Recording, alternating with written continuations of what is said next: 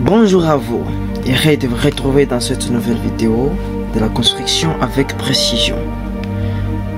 J'espère bien que vous avez cliqué sur cette vidéo parce que vous avez envie de connaître ou soit vous avez envie d'enrichir votre connaissance en rapport avec l'évaluation des charges sur la poutre qui est continue, qui est reposée sur 3 appuis ou soit plus de 2 appuis. Moi aussi c'était la question que je me posais souvent, comment je peux parvenir à le faire. Je vais vous dévoiler tous les secrets nécessaires pour le faire, pour quand même évaluer les charges sur votre poutre continue d'une manière efficace. Si vous n'êtes pas encore abonné à notre chaîne, je vous prie de vous abonner pour ne pas manquer des prochaines vidéos sur le dimensionnement des fosses septiques et le dimensionnement des poteaux, etc. Merci beaucoup pour votre soutien d'abonnement. Voilà, j'ai opté de faire ce petit plan ici pour peut-être vous illustrer. J'ai vu que vous ne pouvez pas comprendre d'une manière théorique. Il faut qu'on essaie de donner cet exercice, de résoudre cet exercice pour que vous puissiez comprendre d'une manière claire. Et ce que je vous recommande est de pouvoir être attentif. Et si vous n'avez pas votre cahier à main, votre stylo à main, je vous prie de récupérer pour bien apprendre cette leçon très importante. Comme vous voyez ici, cette longueur c'est 4,3 mètres. 4,3 mètres, c'est la cotation entre axes. Mais moment ici, 5,3 mètres et 3,5 mètres. Donc, et là, moi je me dis que je vais dimensionner cette poutre ici qui a une plus grande longueur, ok, et de plus grande portée, ok. Et moi je me dis que de cette travée ici il y aura le mur et de cette travée autre ici il y aura le mur. Je vous dis clairement que c'est vous qui avez votre plan en 3D. C'est vous qui savez que sur cette portée ici il y aura le mur et sur cette portée ici. Ok, dans ce cas-là, on passe à l'étape de l'évaluation de charge. Pour le mur, il faut d'abord évaluer les charges en mètres carrés de votre mur. Moi, je me dis que sur les côtés droits du mur, nous avons le mur ici, le mur comme ça. Donc ici, ce sont les briques. Ce sont les briques, mais de ce côté ici, côté droit, il y aura l'enduit des mortiers et d'autre côté gauche il y aura l'enduit des mortiers. Dans ce cas là je vais mettre l'épaisseur de tous ces éléments et leur poids volumique. Pour l'enduit, c'est l'épaisseur est de 0,02 mètres avec le poids volumique de l'enduit de 18. Je multiplie les deux et je vais trouver 0,36. ok. Et pour la brique, je vais utiliser pleine ou soit de la brique qui est creuse. Et là, vous mettez là parce que l'air différence peut se trouver au niveau du poids volumique. Pour la brique pleine, j'ai pris 19 et l'épaisseur de 0,2 mètres. Et là, si je multiplie les deux, je vais trouver 3,8. Les 3,8 là-bas, c'est la charge en kilonewton par mètre carré parce que le poids volumique ici s'exprime en kilonewton par mètre cube. Si on multiplie par l'épaisseur, on va trouver la charge en kilonewton par mètre carré. Pour l'enduit aussi, parce que d'autre côté j'aurai l'enduit et je vais trouver aussi 0,36. Si vous faites la somme de ces charges permanentes revenant sur notre mur, vous allez trouver 4,52 kilonewton par mètre carré. Et bah pour la dalle pleine ici aussi, j'ai opté que je vais utiliser pour ma dalle pleine, je vais utiliser les carreaux dont l'épaisseur est de 0,02 mètres. Je vais multiplier par le poids volumique du carreau pour trouver 0,4 charge surfacique. Mais pour les mortiers de pose aussi, parce que les carreaux se reposent sur les mortiers de pose, j'ai multiplié avec l'épaisseur avec le poids volumique, j'ai trouvé 0,36 jusqu'à ce que j'ai trouvé une charge totale de la dalle. la charge surfacique est de 4,73 kN par mètre carré. Et j'ai opté que cette poutre ici, cette dalle ici, sera une dalle courante et qui a une charge d'exploitation de 1,5 kN par mètre carré. Là, j'ai quand même terminé à faire l'évaluation de charge revenant sur mes éléments que je vais quand même utiliser. Pour la poutre, là, c'est pas grave. On va voir comment tout ça va faire. Ok. Ce qui est là, nous avons notre longueur directe de la poutre. Ce qui est nécessaire est d'évaluer alors la charge linéaire de notre mur, la charge linéaire de la dalle et la charge linéaire de la poutre. Ok. Ici, on va d'abord évaluer la charge linéaire du mur. Nous avons déjà notre G est égal à 4,52 kN par mètre carré. Ok. Nous avons la hauteur du mur. La hauteur du mur, ça veut dire quoi? Si la hauteur de votre poteau est de 3 mètres, c'est un exemple. Alors, il faut prendre la hauteur de la dalle moins l'épaisseur de la retombée de la poutre. Parce que vous-même, vous savez que la retombée est donnée par la hauteur totale de la poutre moins l'épaisseur de la dalle. Alors, bon, on va prendre 17 parce que si la hauteur de la poutre est de 30 cm et l'épaisseur de la dalle de 13 cm ici, comme on l'a quand même opté ici, 13 cm, on va trouver 17 cm la hauteur de la retombée.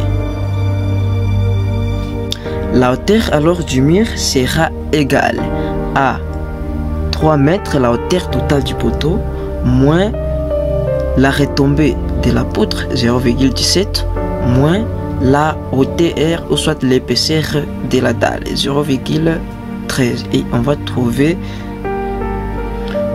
2,7 mètres la hauteur du mur. Ok, dans ce cas là, G ou soit P du mur, le poids du mur est égal. Le poids du mur à mètre linéaire, ce sera égal à G, on va multiplier par la hauteur. On va trouver une valeur en kilonewton par mètre, s'il vous plaît, pas en kilonewton. Parce que ce sera une charge linéaire, parce qu'on n'a pas multiplié avec la longueur de la poutre. Ok, G c'est 4,52 ici. On va multiplier par la hauteur. La hauteur, on a trouvé la hauteur du mur 2,7. Et on a trouvé une valeur du poids du mur étant de 12,3 kN par mètre. Deuxièmement, on va évaluer la charge de la retombée de la poutre. Ok, ici aussi on ne va pas tenir compte de la longueur de la poutre. Ça veut dire quoi? Le poids de la retombée est égal au poids volumique du béton armé. On va multiplier par la section de l'élément, la section de la poutre, qui sera égale H et poids volumique c'est 25. On va multiplier par la section. La section est, on va opter, bon, notre poutre est de 0,2 fois 0,3. Ok, la section de la poutre. Oh, la retombée, on en a trouvé, c'est 17 cm. Ça veut dire quoi? On va prendre la base de la poutre, 0,2, bon, soit 20 cm, multiplié par la hauteur de la retombée, 0,17. Et on a trouvé 0,85 kN par mètre, s'il vous plaît, pas en kilonewton. Alors 3 ici, on va calculer la charge de la dalle. On va évaluer la charge de la dalle, la charge linéaire de la dalle. C'est ici où c'est un peu compliqué. Je vous prie de vous confier toute attention nécessaire pour pouvoir comprendre. De prime abord ici, vous devez savoir si vos panneaux ici, admettons que c'est ça les panneaux 1, ça les panneaux 2, les panneaux 3 et les panneaux 4. Vous devez savoir comment est-ce que votre dalle transmet les charges. Et pour le savoir, ou soit pour les connaître, oui, vous devez calculer l'importance de la dalle. La portance est symbolisée par alpha et donnée par la petite portée sur la grande portée de votre dalle. Et voilà pour le panneau 1 ici. Donc pour le P1, pour P1, nous avons quoi ici? Nous avons la grande portée, c'est 4.3 mètres, parce que ici c'est 4.3. Et la petite portée, c'est 3.5 mètres pour les panneaux 1. Ça veut dire quoi? Vous allez prendre P1 est égal à 3.5, la petite portée, divisé par la grande portée, 4.3 mètres. Et ça va vous donner alpha pour la première, pour les premiers panneaux est égal à 0.81 mètres et supérieur à 0,4. Ça veut dire que notre panneau est bidirectionnel. Panneau est bidirectionnel parce que ça transmet les charges en deux sens. Notre dalle transmet les charges de cette façon à ce que les charges soient transmises, de façon à ce que les charges soient transmises dans deux sens. Ça veut dire comme ça. Ça transmet les charges d'une manière triangulaire parce que vous voyez les triangles et d'une manière trapézoïdale. Et regardez ici, il faut que les petits côtés ou soit la petite travée ici reçoivent le charge d'une manière triangulaire. Ok, pour ne pas embrouiller les calculs et pour ne pas faire une vidéo très longue, j'ai bien opté de pouvoir calculer d'une manière directe. Pour le deuxième panneau ici, deuxième panneau c'est la même chose que le panneau 1 parce que les deux panneaux ont les mêmes portées. Ok, pour le troisième panneau, alpha est égal à aussi à 0.81. J'ai fait quoi? J'ai fait 4.3 les petits côtés sur 5.3 les grands côtés et j'ai trouvé aussi que notre dalle est bidirectionnelle. Ok, j'ai déjà trouvé la portance de ma dalle. Vous allez constater la poutre que nous dimensionnons, s'il vous plaît, c'est cette poutre ici. On va voir la première travée ici est sollicitée par les charges qui sont triangulaires, mais la deuxième ici est sollicitée par les charges qui sont trapézoïdales. Ok, c'est pas grave, on va calculer tout ça. On va calculer tout ceci et on va trouver les charges transmises d'une manière réelle. Vu qu'on a déjà trouvé toutes les portances de la dalle nécessaire, il est temps alors d'évaluer les charges sur différentes travées que nous avons.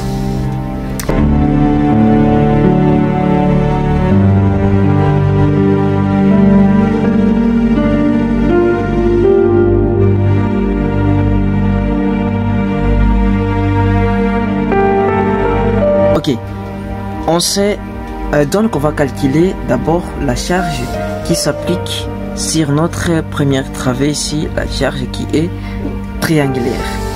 Ok, en première travée. Dans la première travée, qu'est-ce qu'il y a? On constate que les charges sont transmises d'une manière triangulaire. Alors, pour évaluer ces charges ici, vous devez toujours prendre la charge permanente est égale à P multiplié par L divisé par 3 pour le cas de la charge qui est triangulaire et qui c'est la même chose, c'est qui fois L divisé par 3. L ici, bon on dirait LX pour bien quand même spécifier les choses parce que LX c'est la distance d'ici jusqu'ici, LX. Voire même aussi on va utiliser ça pour le cas de la dalle qui transmet les charges d'une manière trapézoïdale. Sans pour autant tarder, on peut déjà remplacer les valeurs et trouver la charge exacte. Alors, on va prendre G est égal à P. Vous avez déjà votre P ici de la dalle. vous avez votre dalle ici. P de la dalle, c'est 4.73. Ok, 4.73 pour le cas de la dalle qui est pleine. 4.73. Ça veut dire ici, G est égal à 4.73 multiplié par LX. LX ici, c'est ce qui est un peu difficile. Ok, d'accord. LX ici, c'est la valeur. Vous allez prendre cette valeur ici divisée par D. Ça veut dire quoi? C'est 4.3 divisé par D, on a une valeur ici. Et 4.3 divisé par D, on a aussi autre valeur ici. LX, c'est la valeur directe ici. C'est cette valeur ici parce que les deux ici transmettent d'une manière triangulaire. Ça veut dire quoi? C'est encore 4.3. Si vous prenez 4.3 divisé par D, vous aurez la distance entre ici jusqu'à là où les charges se transmettent. Alors, si vous prenez aussi 4.3 divisé par D, vous aurez encore une valeur ici. Alors, si vous additionnez les deux, vous allez encore trouver 4.3. Alors, il suffit de remplacer. G de la dalle ici, c'est combien? G de la dalle, ce sera alors 4.73 multiplié par 4.3, notre petit côté de la dalle qu'on vient de voir, divisé par 3 et on trouve 6.8 kN par mètre, parce que cette valeur ici est en kN par mètre. Bah regardez ici, cette valeur est en kN par mètre carré, oui, et elle ici ce sera en mètre, et si vous simplifiez le mètre carré et le mètre, vous allez trouver, vous allez rester avec une valeur en kN par mètre. Ok, il est temps de évaluer les charges qui, la charge qui est la charge d'exploitation. Voilà, notre charge d'exploitation c'est 1.5 kN par mètre carré. Ça veut dire on peut prendre les 1.5, on multiplie avec la longueur, c'est cette valeur ici, c'est 4.3, on divise par 3. J'ai trouvé 2.15 ou soit 2.2 ici, 2.2 kN par mètre. Ok, on a déjà trouvé la charge de la dalle sur la première travée. Ok, évaluons alors les charges sur la deuxième travée. Pour la deuxième travée, bien sûr, regardez ici, nous avons les charges, ne vous trompez pas, ici pour la première travée, c'était les charges qui sont transmises d'une manière triangulaire. Mais pour la deuxième travée, ce sont les charges qui sont transmises d'une manière trapézoïdale. Ok. Pour l'évaluation des charges qui sont transmises d'une manière trapézoïdale, il faut utiliser toujours ces formules. Ici, G est égal à 1 moins alpha sur 2, les tout facteurs de P, la charge surfacique de la dalle, fois Lx sur 2.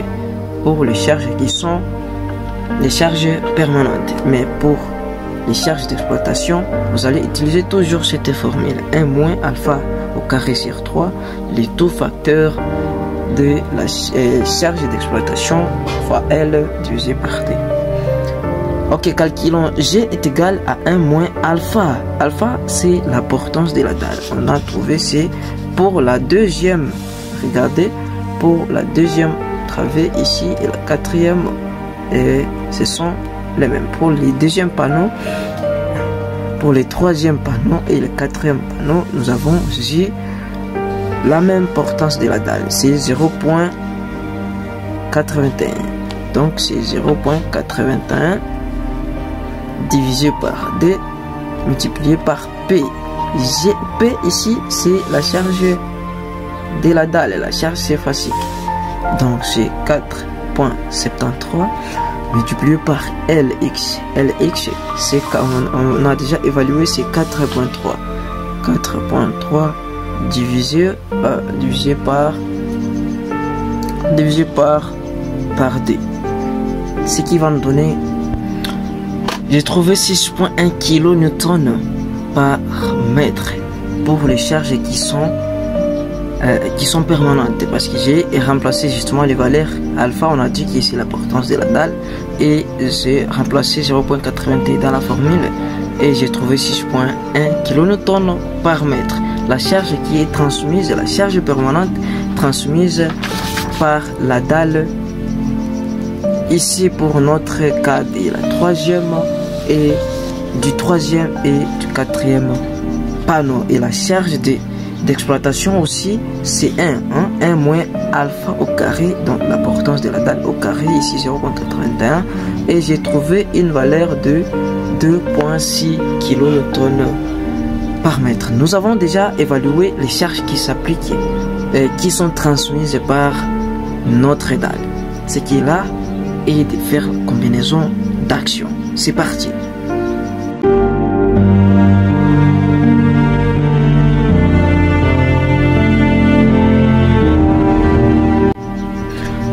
Voilà, on va combiner les charges du prime abord à l'état limite ultime.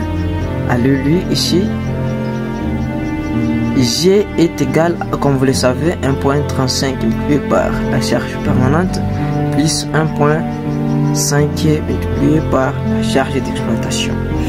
Alors, G, notre G ici, ça veut dire quoi? Bon, ça peut être G ou soit NU d'une manière, on dirait, d'une manière commune. Ici, on fait toujours NU.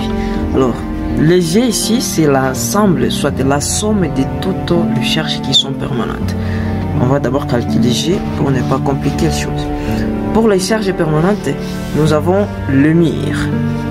Le mur, en plus de cela, nous avons aussi la charge de la dalle et la charge de la poutre. La charge de la retombée de la poutre. Ça veut dire quoi? On va prendre la charge du mur, P du mur, plus P de la dalle, ou soit G de la dalle bien sûr, plus P de la retombée de la poutre. Ce qui va me donner charge du mur. Pour le mur, j'ai trouvé 12,3. Ok, 12,3. Je vais additionner par la charge de la dalle. La charge de la dalle pour la première travée. Tu vois, pour la première travée, parce que bon, pour la combinaison d'action ici, on va écrire ici première travée. Première travée. Ok. Pour la première travée, si on a trouvé G de la dalle est égal à 6,8 kN. On peut mettre ici G1. On a trouvé 6,8. On va additionner par la charge de la retombée. On a trouvé 0,85 kN par mètre. 0,85. Ce sont les charges qui sont linéaires, pas surfaciques ni ponctuelles. On va trouver la totalité. Ok. Il suffit alors de faire la combinaison d'action. NU est égal à 1,35 multiplié par 20 que nous avons eu la charge permanente plus 1,5 multiplié par qui nous sommes en train d'évaluer les charges qui s'appliquent sur la première travée, la charge qui est la charge d'exploitation. Or, pour la première travée, nous avons eu une charge de 2,20 kN par mètre. Donc 2,20 kN par mètre et nous avons eu 30,3 kN par mètre. Ce sont des charges qui sont linéaires. Ok, nous avons déjà évalué les charges qui s'appliquent sur notre première travée.